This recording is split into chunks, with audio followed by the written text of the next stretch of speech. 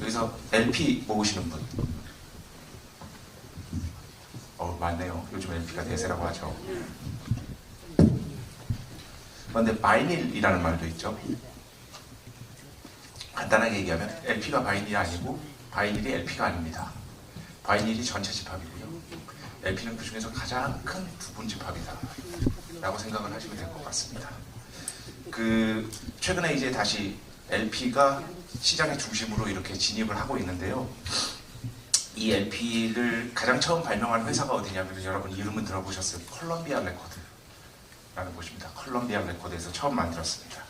만든 사람은, 이걸 주도한 사람은 콜럼비아의 당시 사장이었던 테드 월러스타인이라는 인물인데요. 음반 역사에서 굉장히 중요한 인물입니다. 이게 그때쯤이면 이제 세계적 2차 대전이 끝나고 바로 직후거든요. 그 조금 뒤라고 생각을 하시면 되는데, 미국의 경제가 굉장히 큰 폭으로 성장하고 있었어요. 이제 승전국이 됐고 미국의 경제가 계속해서 올라가고 있던 시점에 이 1946년하고 47년에 2억 7천만 장 정도에서 4억 장 정도로 앨범 판매가 확 올라갑니다. 그런데 이때 당시에 포맷이 뭐였냐면요, LP는 롱 플레잉의 약자잖아요. 그래서 길게 플레이할 수 있다라는 뜻입니다. 그런데 이때 당시에 포맷은 뭐였냐면 SP라는 거예요. 지금은 발매되지 않고 있어요. SP는 뭐냐면 스탠다드 플레잉의 약자입니다. 그런데 이 SP에는 치명적인 단점이 있었어요. 뭐냐면은 한 면에 5분이 수록이 안 돼요. 두 면이잖아요, 앞뒷면.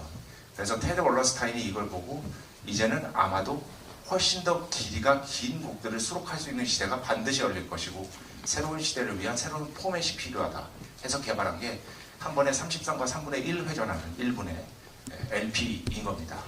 그래서 그때 당시에 LP가 이제 처음으로 이제 딱 나왔는데 1948년에 시연회도 했거든요. 어떻게 했냐면은 같은 양의 음악을 SP하고 LP에 녹음을 했어요. 레코딩을 했어요. 그 다음에 SP를 쌓아두고요. 그 옆에 LP를 쌓아뒀습니다. 그럼 어떻게 될까요? LP 쪽이 훨씬 더 낫겠죠. 왜냐? 훨씬 더 한 장에 많은 음악을 수록할 수 있으니까. 이런 식으로 해서 시연회까지 하면서 LP를 적극적으로 홍보를 하게 됩니다. 이게 1948년 9년의 일입니다. 그래서 LP가 나왔는데 49년에 RCA 빅터라는 회사가 있습니다. RCA 빅터에서 가만히 있을 수 없잖아요. 콜롬비아에서 LP를 내놨는데. 그래서 이 RCA에서도 EP를 발매합니다. Extended Playing의 약자입니다. 이거는 도넛 레코드라고도 불리는데요.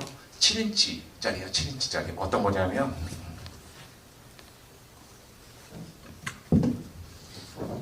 이게 보통 제가 다 이렇게 준비가 철저합니다. 이게 보통 LP 크기죠. 그죠? 네, 이걸 가져온 이유는 나중에 설명드리고요. 그리고 7인치짜리 도넛 레코드는요. 왜 도넛 레코드냐면은 구멍이 이렇게 안에 있어요. 그래서 이 정도 크기를 얘기합니다. 그런데 1960년대 중반까지만 해도 LP가 나왔잖아요. LP가 더 인기를 끌 줄 알았어요. 아닙니다. 도넛 레코드가 훨씬 더 인기였습니다. 왜? 그때는 하나의 앨범이라는 컨셉트가 없었어요. 예를 들어서 1950년대 최고 스타, 락앤롤 스타들의 LP를 보면은요, 그때 당시에 다 그냥 모음집이에요. 히트싱글 모음집. 이런 것들로 다 LP를 냈습니다.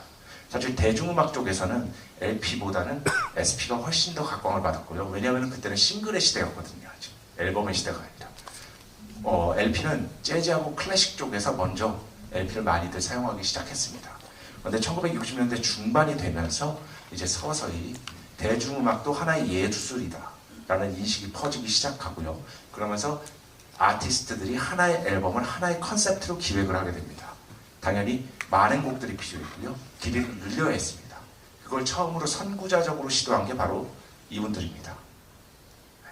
비틀스죠. 그래서 이거는 커버도 달랐어요. 이전까지는 이런 커버가 없었습니다. 그냥 밴드 멤버들이나 아티스트 얼굴이 찍혀 있었어요. 딱 그 정도 커버들이 대부분이었습니다.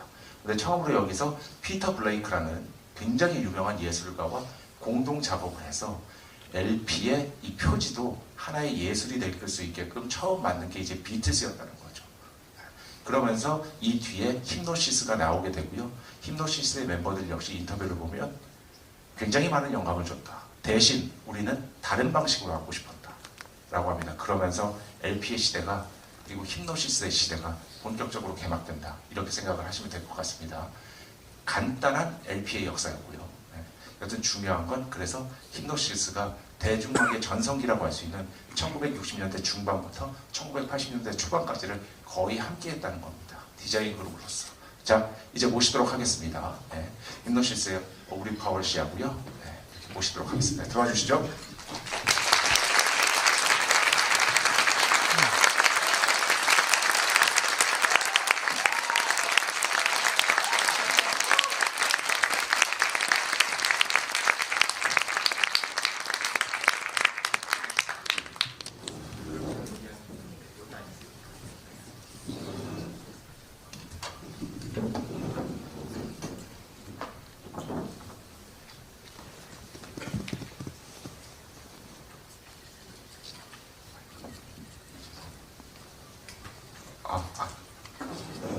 마이크 다 키셔야 돼요.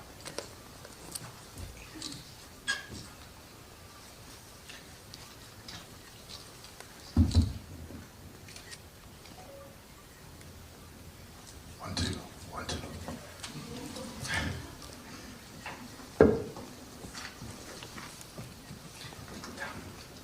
레디?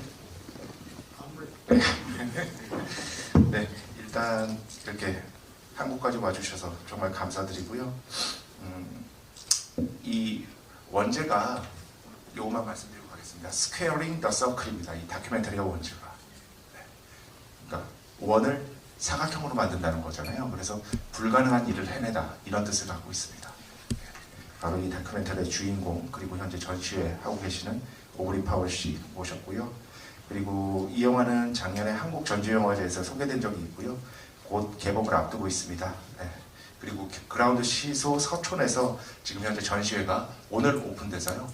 굉장히 오랜 기간 동안 함께할 예정이니까요. 전시회 한번 꼭 찾아주시기 바랍니다. 오늘 다양한 이야기 나눠보도록 하겠습니다. 먼저 소개 부탁드립니다. 네. So I first want to start off by saying that the original title of the film is Squaring the Circle, which is expressive of doing the impossible. So we have here, fresh off the screen, the man who did the impossible, Mr. Aubrey Powell. This film has been introduced at the Jeonju Film Festival, and it will be releasing here in Cinecube. And currently, actually today, the exhibition began in Ground Seesaw, so be sure to check that out as well. And hopefully we're going to have a very wonderful conversation with Aubrey here today. Please go ahead and say hello to the people here. Good evening, and welcome. And it's very nice to be here, and I hope you enjoyed the film. And I hope I will enlighten you into some aspects related to this movie this evening. So let's continue. 네, 여러분 안녕하세요. 이 자리에 오신 것을 너무나 환영합니다. 방금 보신 영화 여러분들이 즐겁게 보셨기를 바라고요. 오늘 이 자리를 통해서 여러분들에게 영화와 관련된 이모저모에 대해서 좀 더 이야기 나눌 수 있게 되기를 바라겠습니다. 네, 이은정 씨도 자기소개 부탁드립니다. 네, 안녕하세요. 저는 전시제작사 미디어나트에서 일하고 있는 이윤정이라고 합니다. 반갑습니다. 네. 오늘 통역에는 정현영 씨가 지금 맡아주고 계시고요.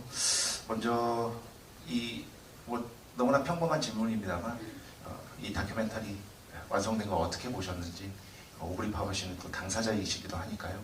그런 것들 한번 말씀해 주시고 이윤정 씨 같은 경우에는 이 전시를 기획하신 분이거든요. 어떤 계기로 이 전시를 기획하고 그리고 이 다큐멘터리는 또 어떻게 보셨는지 궁금합니다. So this is going to be quite a plain and expected question to you, Aubrey, but how did you feel when you first watched the finished version of the film? And the question to Ms. Lee is, how did you go about creating this exhibition? The deal I made with Anton Corbijn, the director, when he started the film, is that I did not want to see anything, not one frame until it was finished. And the reason for that was I trusted him. He's a very brilliant director, and I knew that he would make a good film. However, I also knew that if I saw the film before it was finished, that I would start to interfere. I would be, I don't like that picture, maybe cut there, or, you know, I would definitely, it would be very difficult for me not to say something. When I saw the finished film for the first time in a cinema like this, on my own, I cried. because it was an absolute true story of the legacy of hypnosis, and I'm eternally grateful to Anton Corbijn for making this film. 제가 처음에 이 영화의 감독인 안톤 코르빈 감독하고 했던 이야기 중에 하나가 완성되기 전까지는 단 한 장면도 나에게 보여주지 말았으면 좋겠다. 한 장면도 보지 않겠다라고 했었습니다. 그 이유는 사실 내가 감독을 너무나 믿었기 때문인데요. 그가 굉장히 재능 있는 감독이었기 때문에 분명히 훌륭한 작품을 만들어낼 거라는 의심이 없었습니다. 하지만 또 한 가지 이유는 제가 만약에 중간에 과정 중에 이것을 보게 된다면 분명히 이런저런 참견을 하게 되리라는 것을 알 수 있었어요. 제가 어떤 것을 장면을 보고 이건 이렇게 해줘 저렇게 바꿔줘 라고 말하지 않는 것이 굉장히 어려울 거라고 생각을 했습니다. 제가 이 영화가 완성되고 나서 처음 혼자서 이런 영화관에서 처음 보게 되었는데요. 처음 본 순간 저는 눈물을 멈출 수 없었습니다. 왜냐하면 우리 힙노시스가 그동안에 해왔던 그 유산에 대해서 너무나 진실된 이야기를 만들어 주었기 때문이고 이러한 영화를 만들어준 데에 대해서 안톤 감독에게 지금도 굉장히 깊이 고마운 마음을 가지고 있습니다. 네, 저는 그 힙노시스 이야기를 힙노시스 책을 통해서 처음 알게 되었는데요. 시대를 막론하고 젊은 예술가들이 이제 모여서 크리에이티브한 어떤 창작 활동을 하는 그런 과정들, 그리고 예술을 위해서 일하는 그런 모습들이 되게 멋있고, 한편으로는 저희 그라운드 시소팀이 전시 제작을 하는 모습들과 굉장히 유사하고 닮았다고 생각해서 굉장히 큰 몰입이 됐었고요. 이런 부분들을 또 전시에 많이 녹이려고 했었고, 또 영화 자체는 제가 개인적으로 어렸을 때부터 좋아했던 밴드 음악을 많이 들을 수 있어서 되게 인상 깊게 봤던 것 같습니다.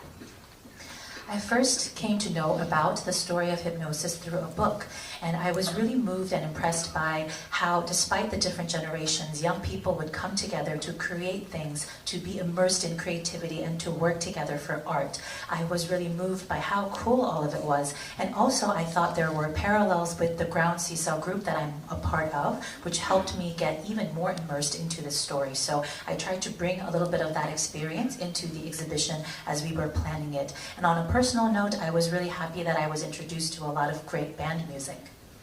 네, 이게 사실 보면은 1960년대 이제 보통 스윙잉 런던이라고 하죠. 그때 당시에 이제 폭발하는 문화적으로 폭발했던 그 시기에 이제 힙노시스 등장하고 수많은 락스타들이 등장하고 하는데 그 락스타들이 또 여기 다 출연을 하시거든요. 그래서 이런 락스타들을 섭외하는데 뭐 어려움 같은 것들은 혹시 없었는지 섭외도 직접 이렇게 전화를 하시고 하셨는지 좀 궁금합니다. And so we get a glimpse of the so-called swinging London back in the 60s when culturally it was truly explosive era. We see the arrival and the emergence of hypnosis as well as the amazing rock stars that we see in the film. My question to you, Aubrey, is were there any difficulties getting the rock stars and the artists interview for this film? Did you have to call them up personally? How did the process go about? Anton Corbijn asked me the same question, and I just gave him my telephone and said, "Who do you want me to call?" I had everybody's phone number, and I'm still very friendly with all those artists in the movie. We've been friends for more than 50 years, so it wasn't difficult, and it was interesting. For example, when I called Jimmy Page, he said, "Anton Corbijn, Hypnosis, Led Zeppelin, I'm in. I want to do it." And that was the response from everybody, actually. 사실 안톤 감독도 저한테 똑같은 질문을 했었습니다. 그래서 제가 제 핸드폰 딱 주면서 한마디 했죠. 누구한테 전화할까? 저한테 있는 이 모든 사람들이 이미 이 연락처가 다 들어있었고 사실상 50년이 넘게 아주 가까운 친구 사이로 지냈기 때문에 섭외 같은 것은 전혀 어렵지 않았습니다. 뭐 재밌었던 게 예를 들어서 지미 페이지 같은 경우 안톤 코르빈, 힙노시스, 레드제플린 완전 콜 이런 식으로 반응을 했었고 저희가 섭외하려고 했던 대부분의 사람들이 동일하게 반응을 했었습니다.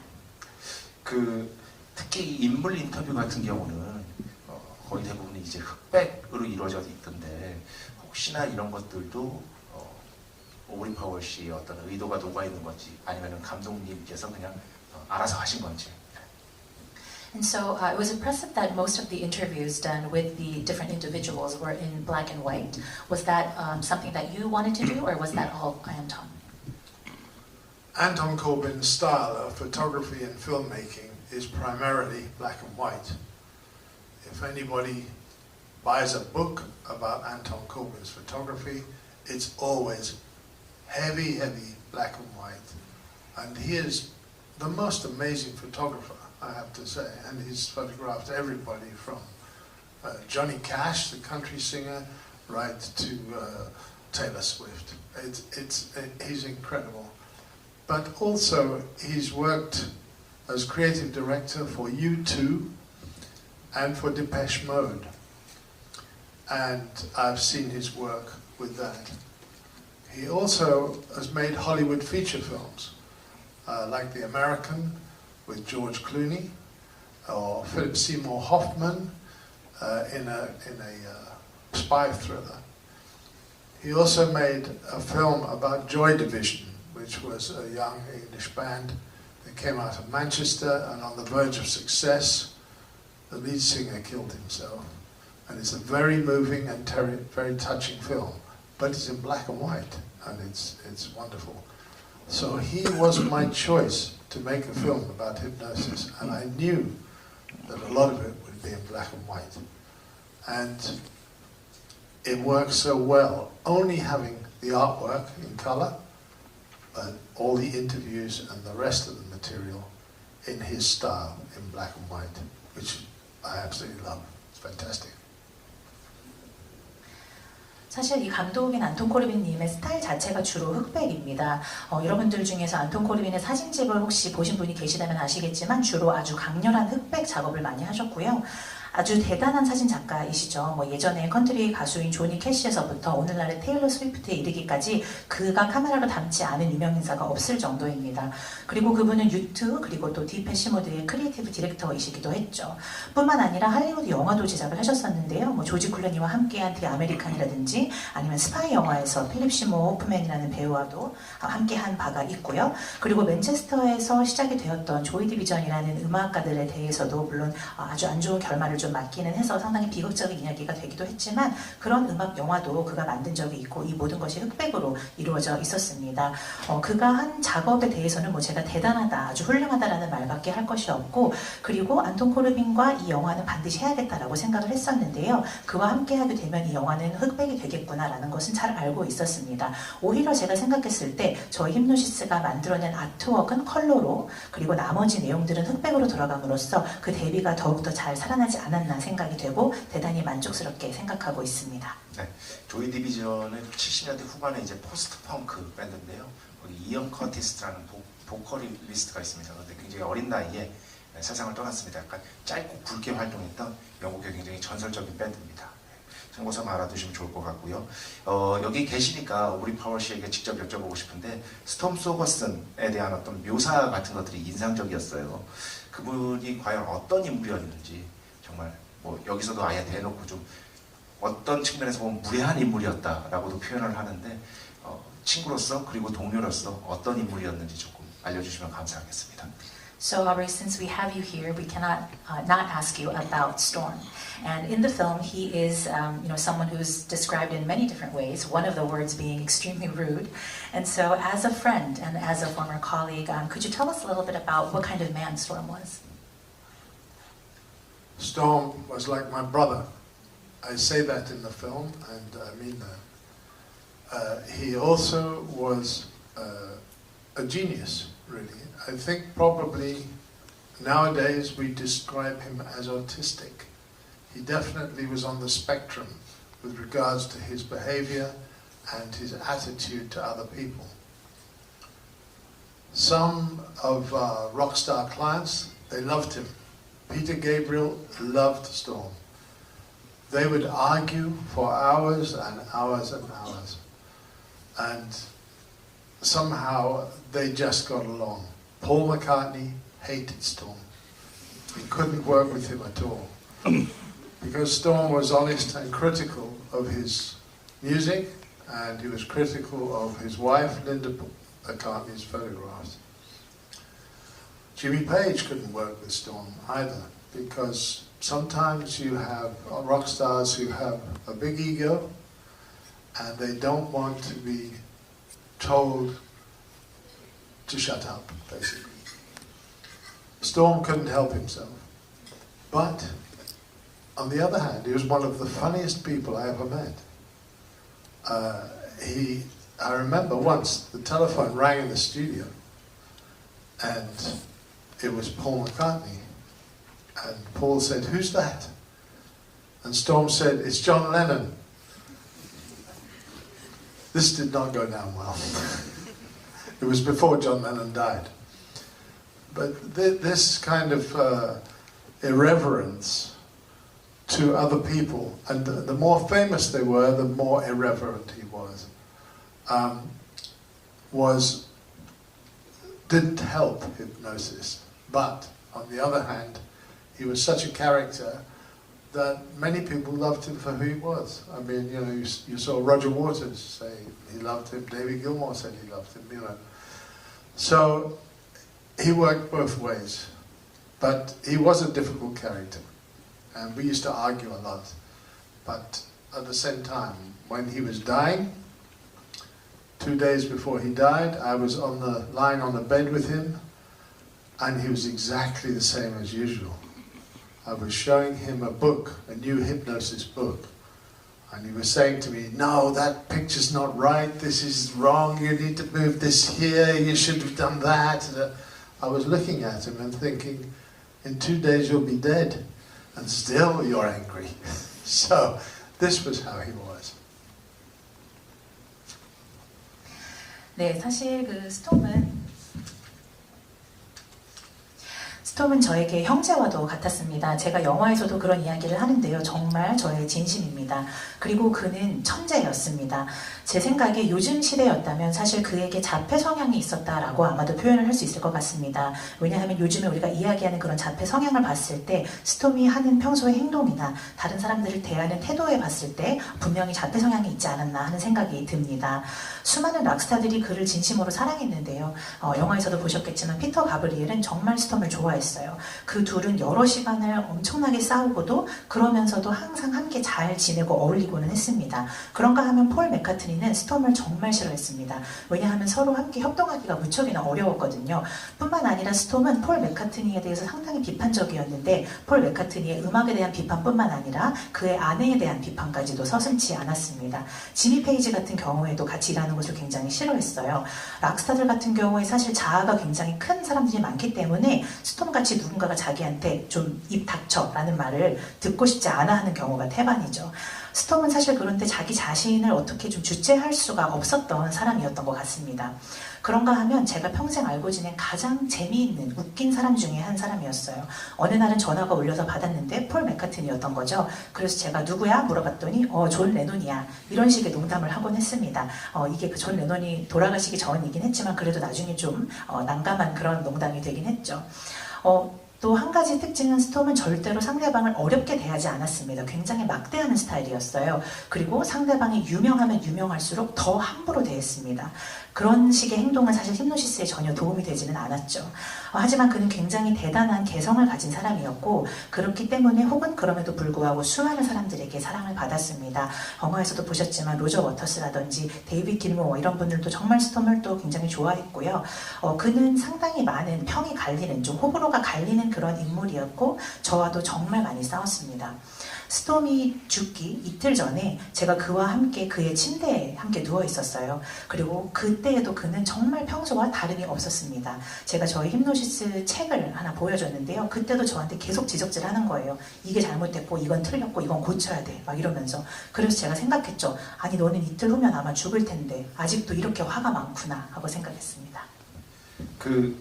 보면은 제 느낌상인지는 모르겠는데 어떤 하나의 그룹이 오랫동안 지속되려면 이렇게 개성이 강한 인물이 있는 반면에 그죠? 그 면에 반드시 필요한 인물 중에 하나가 약간 스펀지 같은 충격을 흡수해주는 인물 같은 것들이 필요하다고 생각을 하거든요. 제가 봤을 때는 오브리 파월 씨가 그런 역할을 해주셨던 게 아닐까. 그래서 힙노시스가 오래간 게 아닐까라는 생각이 드는데 어떻게 생각하시는지. I think, and I'm saying this out of a hunch, but for a group to really just remain a long and intact group, there's always this guy who's really a character, someone who really stands out and is over the top. And then for that person to carry on as a group, there needs to be someone who's rather sponge-like figure who can absorb all of the shock. And I feel like maybe, Aubrey, you were that sponge-like character for Storm. How do you feel about that? I feel fine about it. I mean, Storm, as they say in the film, made the explosion, and I often had to go out and put out the fire. And that's exactly how we worked. And Storm's ideas were extremely clever. And often it was my job to sell the idea to the rock star. And without those ideas, Hypnosis would not have been in existence, I have to say. 네, 제가 그런 역할을 사실 한 것이 맞다고 생각하고 저는 그 역할을 할 수 있었던 것에 괜찮다고 느낍니다. 영화에서도 이런 이야기를 하긴 하지만 스톰이 어디 가서 폭발을 하면 제가 이제 그 이후에 가서 그 불씨를 끄곤 했죠. 그는 대단한, 뛰어난 아이디어를 늘 가지고 있었고 저는 그런 아이디어들을 이제 록스타들에게 판매하는, 셀링하는 그런 역할을 같이 했던 것 같습니다. 사실 스톰의 아이디어들, 기발한 그 아이디어가 없이는 오늘날 힌노시스도 없지 않았을까 생각합니다.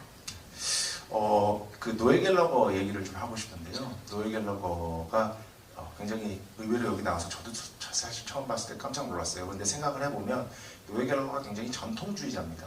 예를 하나 들어볼게요. 예전에 제이크 버그라는 아주 유명한 영국의 싱어송라이터가 있었거든요. 노엘 갤러거가 욕할 때는 무지하게 욕해도 누굴 좋아하면 엄청나게 좋아해요.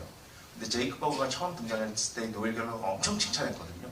근데 노엘 갤러거가 어느 순간 제이크 버그한테 욕을 했어요. 비판을 했어요. 왜냐하면 제이크 버그가 공동 작곡했다고. 어떻게 락스타가 공동 작곡을 하냐. 그래서 굉장히 실망했다 했는데 제이크 버그도 한 성과를 하거든요. 그래서 거기에 밥받아치긴 했습니다만 어쨌든 노엘은 이런 의미에서 굉장히 전통주의자고 따라서 여기에 다큐멘터리에 출연을 한 것 같은데 노엘 갤러거는 사실 그 시대의 뮤지션은 아닌데 특별히 여기까지 이 다큐멘터리에 이렇게 출연시킨 특별한 이유가 있는지. 왜냐하면 한국 사람들이 노엘 갤러거를 정말 좋아합니다. I want to ask you about Noel Gallagher because I was actually rather surprised to see him because he's not how you would say a musician of the time. And I know him to be quite a traditionalist with him being someone who, who's like fire, who likes someone a lot and then he turns his back on them sometimes and, he would spit really fiery lines about certain people, including the musician Jake Bugg. And he attacked him about how he could write, he shouldn't be co-writing a song if he's a rock star, and then they went back and forth criticizing one another. But anyway, having said that, was there a particular intention with having Noel Gallagher as part of the film? Because again, he's not someone from those times, and I also ask you this because he has a huge fan base here in Korea. Noel Gallagher is a very close friend of mine. I like him a lot, and he comes from a different generation to me. But he's a very intelligent man, and in the film he comes over very erudite, and his presence in the film gives gravitas to the view that record covers were important. And I can't say that, it's not my place. But he comes from a different generation, and when he says that, that makes them important. So it was excellent that he agreed to be in the film. I didn't ask him, Anton asked him, and he was only too willing to be a part of it. And he, to me, is the glue in the film. He really, when he appears, he really brings it down to earth about what album covers are about. His story about his daughter not understanding what an album cover is now, because an album cover on Spotify or YouTube is this big. She didn't know what it was. And I can totally appreciate that. And I thought he was very good. And I was so pleased he agreed to be in. 노엘 갤리거는 저와 아주 가까운 친구입니다. 그리고 제가 개인적으로 너무나 좋아하는 친구이기도 하죠. 물론 그는 저와 다른 세대의 사람인 건 맞습니다. 하지만 영화에서 보시면 아시겠지만 그가 하는 말마다 굉장히 지혜롭고 인사이트가 있다는 것을 아실 수 있을 것 같습니다. 그리고 특히나 그가 등장해서 이야기를 했기 때문에 당시에 이런 LP 커버가 얼마나 중요했는지, LP 커버의 중요성에 대해서 또 그것이 굉장히 중요한 의미를 가졌다는 그 의견에 그가 등장함으로써 많은 무게를 실어주었다고 생각합니다. 왜냐하면 그런 이야기를 제가 제 입으로 하는 그런 상황은 아니었다고 보여지거든요. 그렇기 때문에 그 당시의 뮤지션이 아닌 다른 세대의 인물로서 그가 나와서 LP 커버의 중요성을 이야기했을 때 그 중요성이 더욱더 의미 있어졌다라고 생각을 합니다. 제가 출연부터 물어봤을 때 아주 적극적으로 함께하겠다라고 말을 해주었습니다. 우리 영화에서 어떻게 보면 그 접착제와 같은 역할을 해주었다고 생각을 합니다. LP 커버라는 것이 당시에 어떤 의미를 가졌는지, 그리고 특히 여러분 보신 대로 딸에 대한 이야기를 해주잖아요. LP 커버가 뭔지도 모르는 오늘날의 세대, 스포티파이나 유튜브에서는 아주 조그마한 사진으로만 나오기 때문에 전혀 그 의미를 알 수 없는 그런 세대에 대한 이야기도 영화에 많은 이야기를 시사해 주었다라고 생각하고 그가 함께할 수 있어서 너무나 만족스럽게 생각합니다. 이런 의미에서 글렌 매틀록이라는 섹스 피스톨즈의 멤버가 출연한 게 굉장히 흥미로워요. 왜냐하면 되게 단순하게 설명드리면 이 1970년대까지 쭉 이어진 화려한 락의 시대를 완전히 바꿔버린 존재가 바로 이 펑크 밴드들이었거든요. 그러니까 거대 락 밴드들이 아니라 이 펑크 밴드들이 등장함으로써 시대가 바뀌었고요. 그 뒤에 MTV가 등장하고 CD가 등장하고 하면서 이제 LP의 시대가 서서히 막을 내리는데 거기에 처음으로 충격을 던져준, 그래서 여기 다큐멘터리에 보셨어요? I Hate Pink Floyd라고 아예 나오잖아요. 섹스 피스톨즈 멤버가 있고 있다. 그래서 어떻게 보면은 되게 진짜 적이라고 할 수 있는데 섹스 피스톨즈의 멤버는 이렇게 출연하는 게 굉장히 흥미로웠다. 본인께서는 그리고 섹스 피스톨즈 같은 펑크 밴드들이 등장하고 이렇게 어떻게 보면 앨범 커버의 시대에 종말을 고한 게 그때가 시작이었는데 그때 당시 원망하는 마음 같은 건 없으셨는지도 궁금합니다. And so on that note, it was quite interesting to see Glenn from Sex Pistols be a part of the interviews, especially because, you know, he is one of the punk bands that sort of almost put an end to that amazing era of the rock stars, which was followed later by MTV and the emergence of CDs, which then obviously, as we all know, led to sort of the downfall, if we may say that, of LPs. So, and as we know, you know, he has adorned the shirt that says I hate Pink Floyd and whatnot. So in a way, he's almost an enemy of yours. And so I'd love to hear your take on how you all felt about the emergence of the punk bands, and also, was there any resentment on your end? No resentment at all. I absolutely welcomed the Sex Pistols because they changed everything. They revolutionized music. They turned it upside down.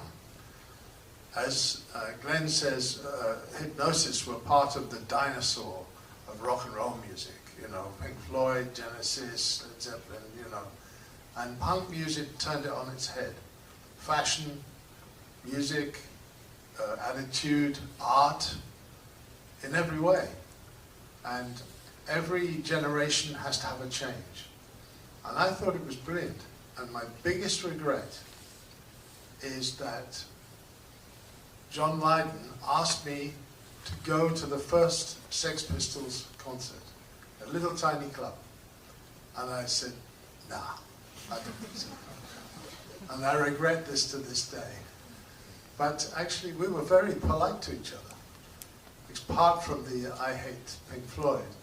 But most of the time, we used to open the door for each other at the front of the building. Morning, how are you?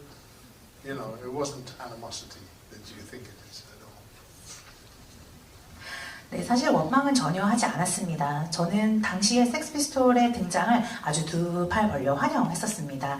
왜냐하면 그들은 모든 것을 바꿔놓았기 때문입니다. 그리고 음악계의 혁명을 불러일으켜왔죠. 영화에서 글렌이 얘기하는 것처럼 사실 힘노시스는 그들이 말하는 핑크플로이드나 제네시스나 레드제플린과 같은 공룡들 중에 하나였다라고도 볼 수 있었던 것 같습니다.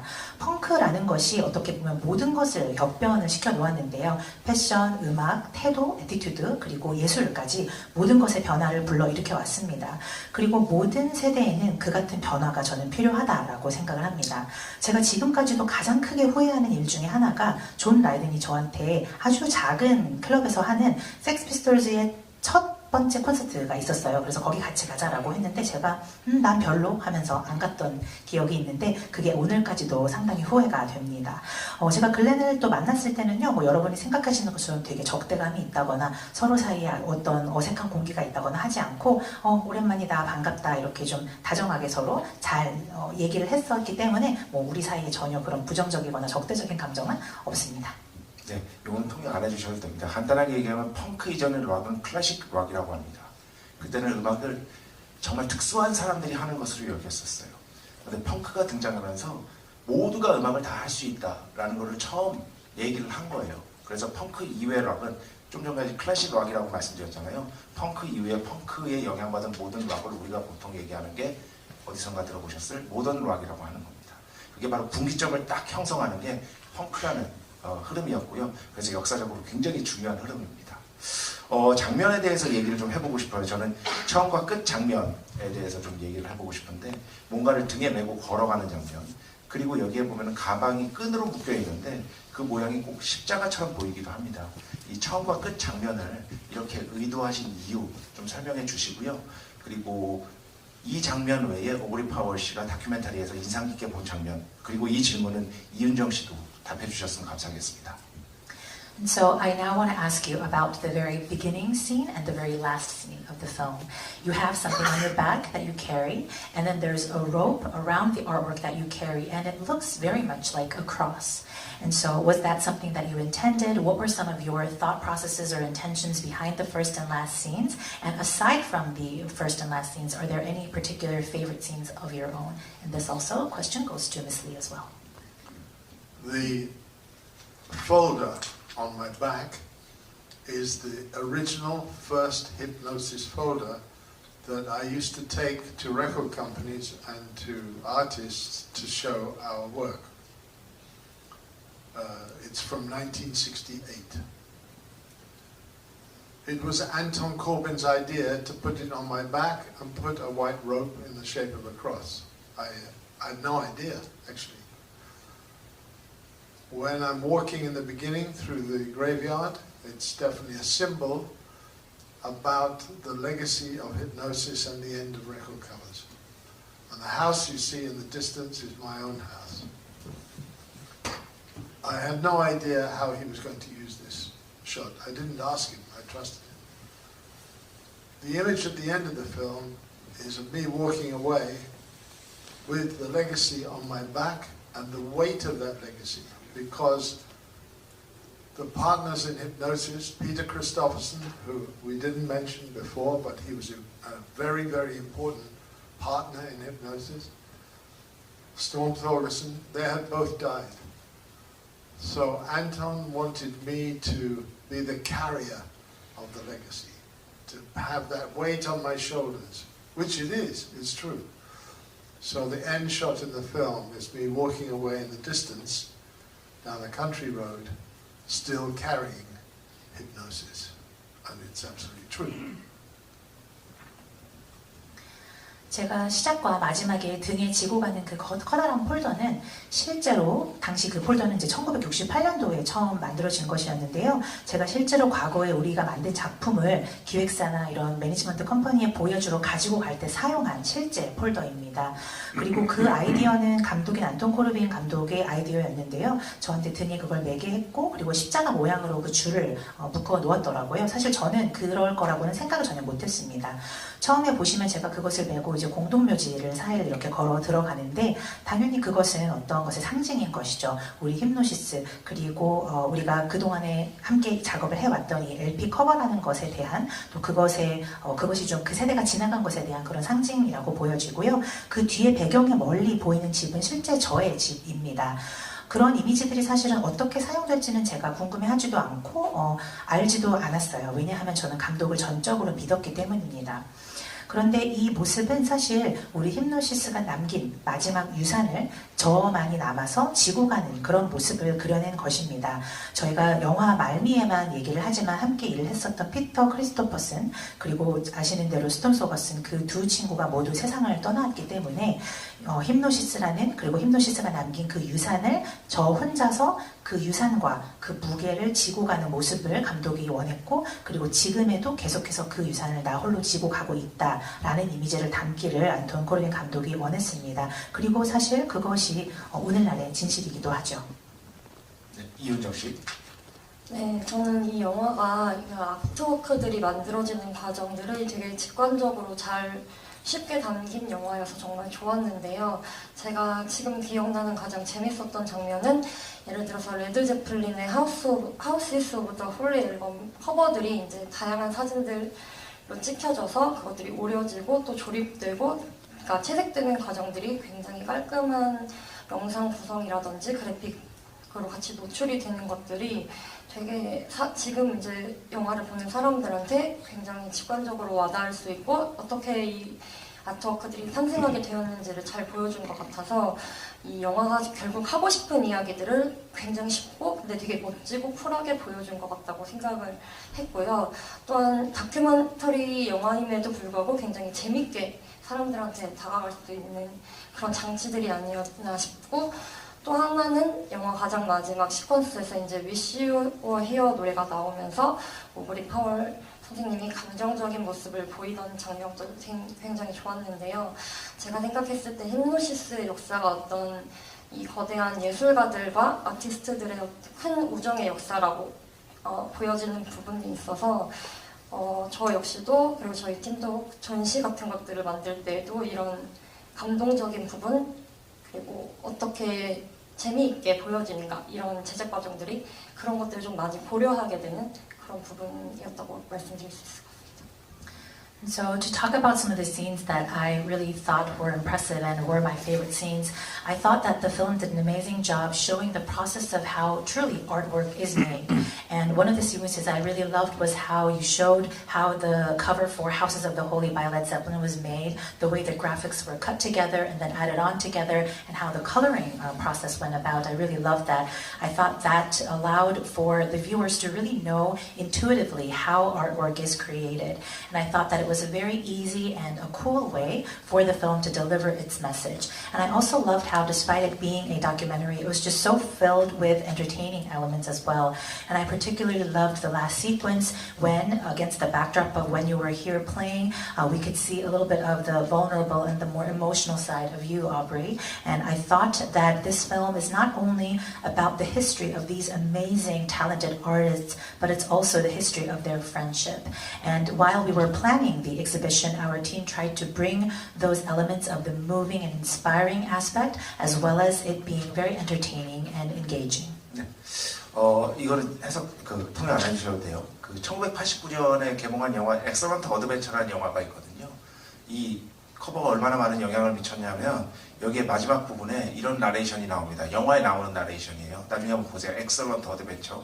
기원전 470년 세계의 많은 곳이 레드제플린의 앨범 Houses of the Holy 커버처럼 보였던 그때라면서 이렇게 나레이션이 나올 정도로 굉장히 많은 여러 영역에서 영향을 미친 앨범이 바로 이 작품이기도 합니다. 마지막 질문하고 관객 2분 정도 질문 받겠습니다. 이제 전시회 얘기를 좀 마무리를 해야 될 것 같은데요. 전시회 궁금하신 분들 많을 텐데 어떤 것들이 전시되어 있고 어떤 부분에 중점을 뒀고 두 분 모두에게 좀 듣고 싶고요. 그리고 제가 아까 잠깐 이윤정 씨한테 듣기로는 외국 전시회는 보통 뮤지엄에서 많이 해서 좀 이제 나이 드신 분들이 많이 온대요. 근데 한국 전시회에 젊은 분들이 많이 오셔서 굉장히 기뻐하셨다는 얘기가 있던데 사실인지. So this is going to be my last question, and then we'll take about 2 questions from the floor. We want to talk a little bit about the exhibition. And so I want to ask you, how did you go about selecting what you wanted to showcase to the audience? And also, what were some areas that you tried to focus on or prioritize? And also, the question goes to you, Ms. Lee, about how I heard that usually in different countries, the exhibitions like these tend to be held in museums, which attract a lot of the older generation, but this time around it was a little bit different. So it attracted a lot of the younger generation, and we heard that, Aubrey, you were very happy with that. So was that true? Is the question. Yes, when I was asked to do the exhibition, obviously, I was very anxious at first because I did not know how the reception would be in Korea. I'm familiar with exhibitions in America and in Europe, and we have a formula, in a way, of doing these exhibitions with museums and being accepted by museums. So this was something new. Anyway, as the weeks went by, I was getting drawings and elevations and images to look at, and I was thinking, okay, this is interesting, it's different, the building is a different shape to the normal that I'm used to. When I arrived here, I was absolutely knocked out, I was blown away. The way that the exhibition has been constructed is so different from how we would do this in Europe, and so imaginative and inventive. And for anybody who's been there, or you should go there, the use of mirrors on ceilings to reflect dark side of the moon, the use of a telephone playing a song which is related to one of the band. It's really very good, and I was really excited about it, and I'm excited about it. I've been speaking to people in England saying, oh my God, in Korea they have great ideas, and it's absolutely true, and thank you. 네, 제가 이제 전시를 제안을 받았을 때 사실 처음에는 조금 우려스럽기도 했습니다. 왜냐하면 한국이라는 나라에서 좀 이런 전시에 대한 반응이 어떨지 제가 전혀 몰랐기 때문인데요. 사실 미국이나 유럽에서는 어떻게 보면은 이런 그 전시를 제안하는 공식과 같은 게 이미 확립이 되어 있어서 상당히 익숙했습니다. 저희가 기존에 박물관에서 많이 했기 때문에요. 그런데 이런 방식은 아주 상당히 새로운 것이었어요. 그런데 점점 시간이 지나면서 이쪽에서 한국 측에서 이제 보내주시는 이미지나 이런 도안들을 받아보면서 상당히 좀 다른데, 아주 색다른데, 그리고 건물의 모습조차도 제가 익숙한 건물의 모습이 아니었습니다. 그리고 제가 한국에 와서 직접 보고는 정말 놀랐습니다. 뒤로 넘어갈 정도로 놀랐는데요. 그 전시를 설계하고 구상한 그런 형태나 과정이 제가 생각했던 것과 그리고 유럽에서 익숙한 것과 너무나 달랐습니다. 그래서 여러분들 뭐 가보셨는지 모르겠고 또 안 가셨으면 꼭 가보셨으면 좋겠는데요. 정말 훌륭한 아이디어가 많이 있습니다. 다크 사이드 오브 더 문을 비추기 위해서 천장에 있는 거울 형태라든지 전화기에서 음악이 흘러나오는데 그것 역시도 실제 음악 작품하고도 관련이 있는 그런 아이디어가 있어서 너무나 훌륭하다라고 생각을 했고 제가 진짜 되게 신이 났습니다. 지금도 상당히 신이 난 상태인데요. 제가 뭐 영국에 있는 친구들한테 전화해서 한국 정말 대단하다. 한국 아이디어 진짜 대단해. 이런 이야기를 지금도 하고 있고 또 전시 기획에 대해서 깊이 감사를 드립니다. 네, 그러면은 직접 이제 전시를 맡으신 이윤정 씨가 국뽕을 좀 더 채워주시죠. 네, 이미 훌륭한 영화와 책, 이제 해외 전시들이 만들어져 있는 이 아트워크들을 저희가 어떻게 한국 전시장으로 옮겨놓을까에 대한 고민을 저희는 굉장히 많이 했던 것 같습니다. 그리고 말씀 이전에 해주셨던 것처럼 힘노시스는 사실 영미권에서는 굉장히 유명하고 레전더리 그룹이지만 사실 한국에서는 조금 인지도가 약한 부분이 있고 또 핑크 플로이드나 뭐 레드 제플린 같은 뮤지션들 역시도 저희 기성세대 분들에게는 인지도가 있을 수 있지만 저희 전시의 타겟층이라고 하는 2030 세대들에게는 조금 인지도가 떨어지는 부분들이 있어서 이제 처음 이제 힘노시스 혹은 핑크 플로이드라고 듣는 저희 2030 분들이 어렵다, 이거 어떻게 이해해야 하냐, 너무 학구적인 것 같다라는 그 반응들도 좀 있었던 것 같아요.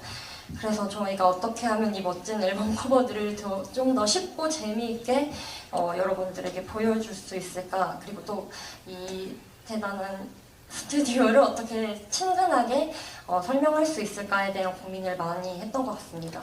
그래서 오브리 파월님께서 말씀해 주셨던 것처럼 저희에게 조금 친숙한 방식으로 관람객들이 전시장에 와서 앨범 커버를 그냥 눈으로만 감상하는 게 아니라 좀 더 경험할 수 있는, 공감각적으로 경험할 수 있는 그런 다양한 체험 요소 같은 것들을 좀 넣는데 노력을 했고요. 그래서 좀 더 이 스튜디오의 작품들, 그리고 이 스튜디오의 일하는 방식 이 자체에 좀 더 이입할 수 있는 그런 친근한 요소들을 넣는 것에 좀 많이 노력했던 것 같습니다. So it's true that we had a lot of thoughts on, and we spent a lot of time thinking about how to bring these amazing pieces of artwork that Hipgnosis has created to Korea. Because in the United States and in Europe, obviously Hipgnosis is very well known as the legendary studio. However, in Korea, especially for the younger generation in their 20s to 30s, are not as aware of the studio or musicians like Pink Floyd and Led Zeppelin. And so, because we actually heard from our target audience in their 20s and 30s that if we were to tell them there's going to be an exhibition about Pink Floyd and Led Zeppelin album covers, they came back telling us that it sounds too difficult. And so we focused on how to make it as easy and as fun as possible. How are we going to bring the works and the studio, the legend that Hipgnosis is as a studio, and how are we going to make that as familiar and easy to access as possible? And so we try to not only have people just look at the LP cover and the artwork, but also bring in a lot of the experience elements to it, the overall spatial experience to it, so that they could feel more at ease and more familiar with the way the studio worked, as well as the amazing artworks that you've created. 네, 전시회 저도 꼭 가볼 생각이니까 정말 굉장히 기대가 됩니다. 이런 정말 인류 역사에 남을 명 앨범 커버들이 다 그 전시회에서 볼 수 있고요. 오늘 이거 무겁게 들고 왔는데 한 번이라도 보여드려야지 안 그러면 제가 억울할 것 같아요.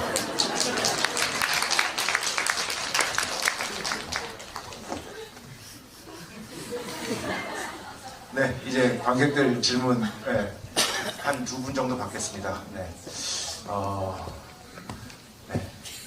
저기 네 번째 여자분 먼저 드셨어요. 맞아요.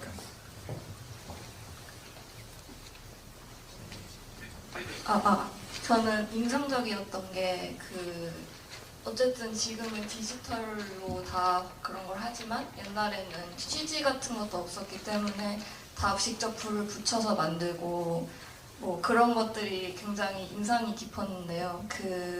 어쨌든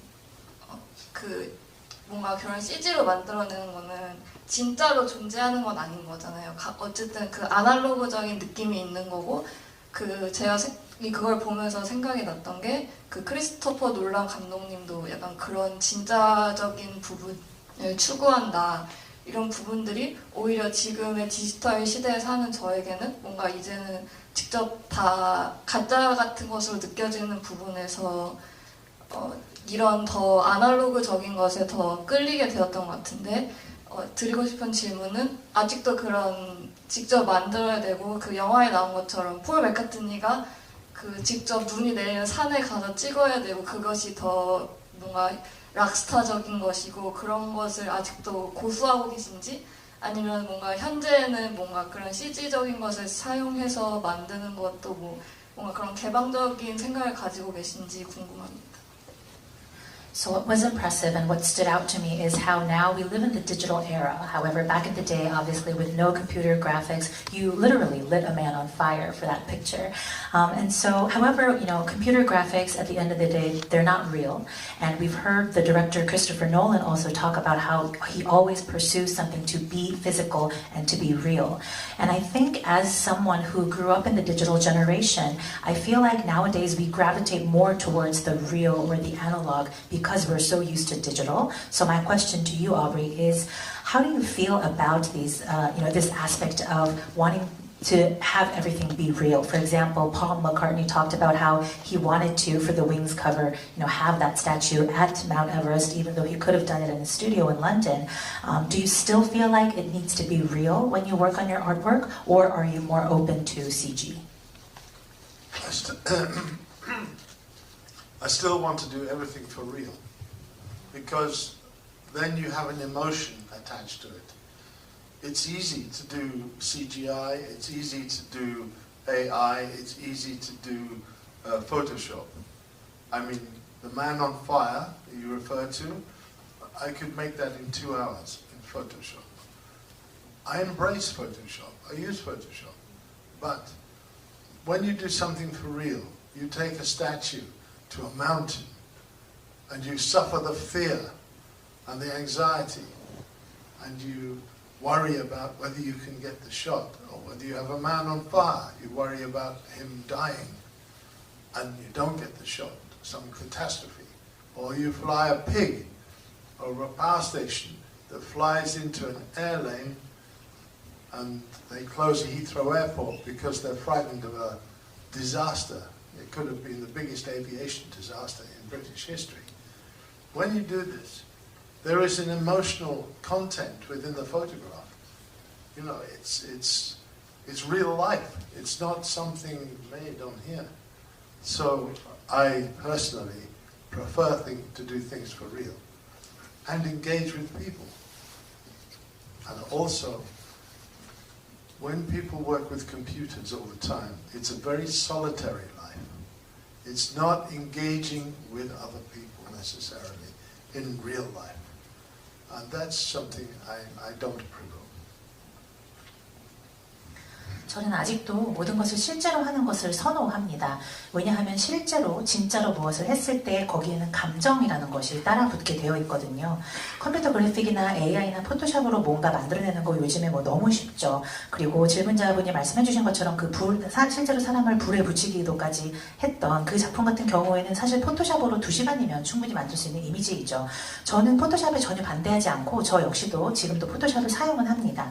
하지만 우리가 무언가를 실제로 만들어낼 때, 예를 들어서 그 무거운 동상을 가지고 산꼭대기에 올라가서 그 위에서 찍어야 되는 그 두려움을 감내할 때, 그리고 이게 제대로 찍힐지 아닐지에 대한 불안감을 이겨낼 때, 또 누군가에게 실제로 불을 붙게 하고 이 사람이 죽지 않을까 걱정하면서 내가 원하는 사진을 얻어내거나, 혹은 그렇게 했음에도 불구하고 얻어내지 못했을 때, 아니면 거대한 돼지를 하늘에 띄어 올려서 히스로 공항이 문을 닫게까지 하는 그런 일들을 우리가 해내고, 어떻게 보면 영국 역사상 최악의 항공 사고가 날 수 있었던 그런 경험들을 직접 해보는 이런 일들을 하게 되면 감정적인 컨텍스트라는 것이 생깁니다. 감정적인 컨텐츠라는 것이 생기는 것이죠. 그것이 실제이고 우리가 실제로 겪어내는 삶입니다.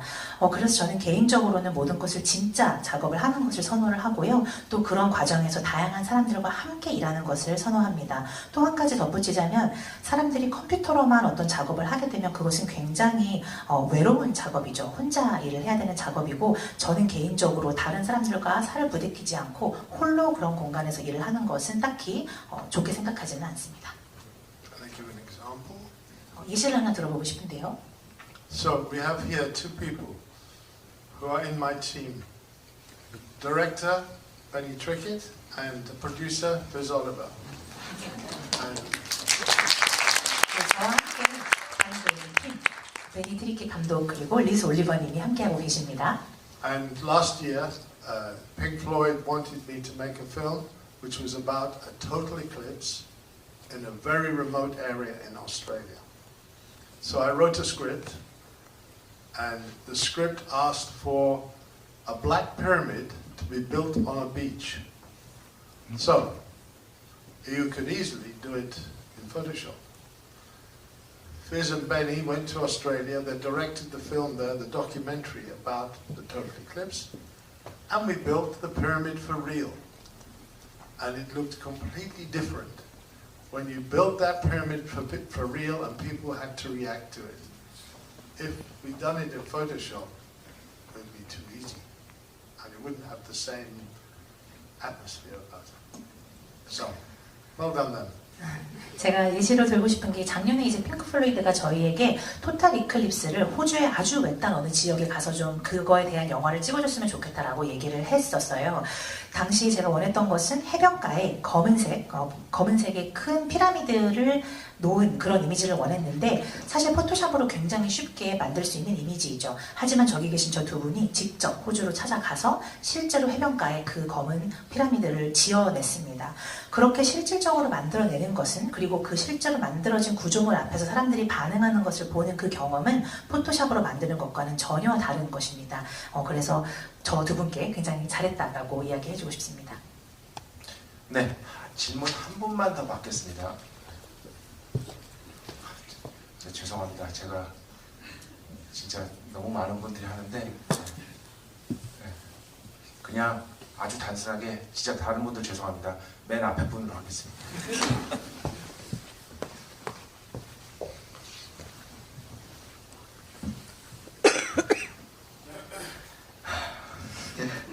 First of all, I want to say thank you. 그냥 한국말로 해주세요. 알겠습니다. 먼저 말드리고 싶은 건 지금까지 이루어주신 업적들에 정말 감사드리고요. 정말 제게 영감이 됩니다. 오리 파월님이 쓰신 책을 가져왔는데 사인을 정말 받고 싶어요. 질문은 저도 아트워크를 만드는 사람 중에서 한 명인데 이런 창작가들에게 간단한 조언 받고 싶어요. 감사합니다. So first of all, I want to thank you for all of the amazing work that you've provided throughout your lifetime. You inspire me greatly, and I personally brought your book, which I truly hope to get signed by you. And I'm also an artist. I create artwork myself. So my question to you is, do you have any advice for creators like myself? 열심히 하세요. The truth is, in the world of film, photography, painting, writing, it's a very solitary world because it's all about you trying to create something.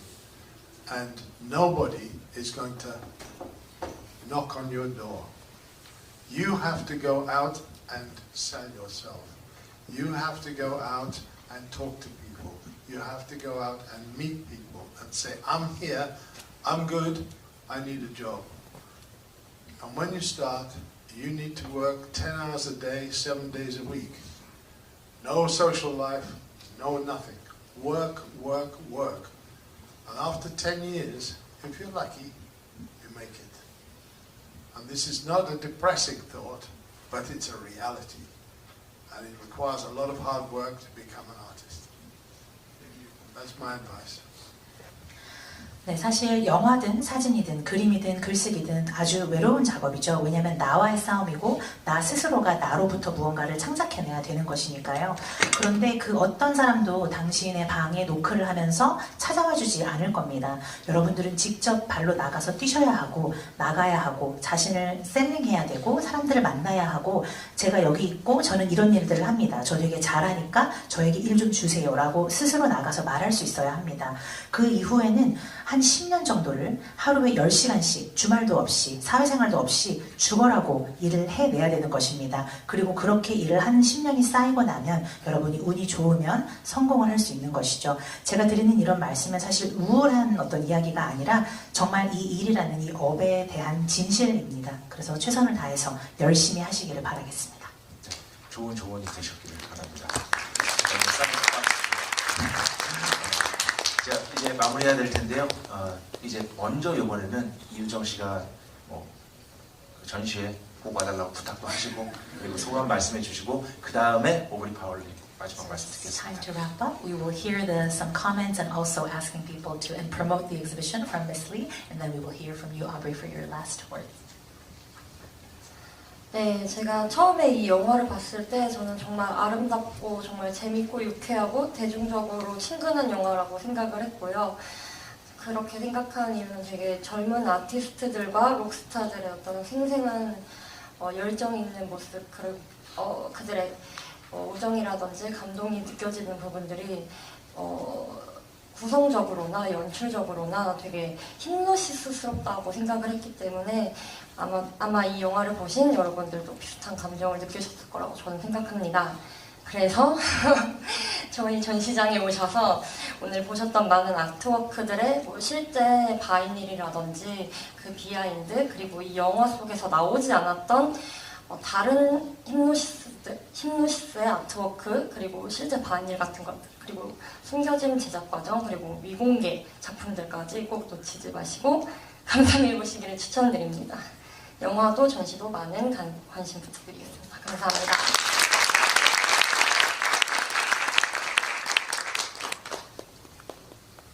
Okay, first I want to thank everybody from Ground Seesaw. It's been an amazing experience for me to come to Korea. Second, I want to thank Korea for inviting me. And I want to thank him on behalf of my team too. We have had such an enjoyable few days and such a surprise about how great everything is.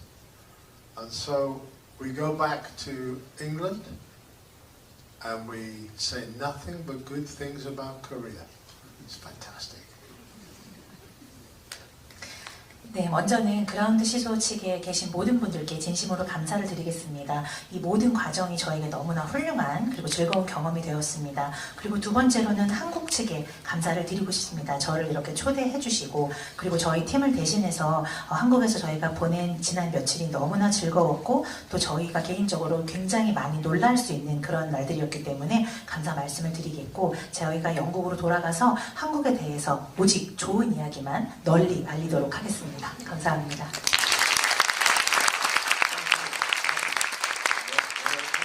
감사드리고요. 지금까지